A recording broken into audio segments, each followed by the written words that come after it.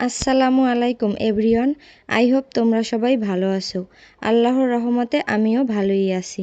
শহরের রাস্তায় দুপুরবেলায় কুয়াশা দেখা যাচ্ছে। ওয়েলকাম টু বাণিজ্য মেলা। আজ মেলার শেষ দিন, তাই অনেক বেশি ভিড় ছিল। কোনো রকম টিকিটটা হাতে পেলাম।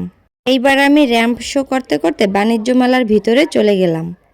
প্রথমেই তিনি আমাদের ভবিষ্যৎ বেবির জন্য সাইকেল দেখে নিল, আর আমি আয়নার সামনে দাঁড়িয়ে একটু ঢং করে নিলাম। এইবার আমরা যে যার মতো করে জিনিসপত্র দেখতেছিলাম।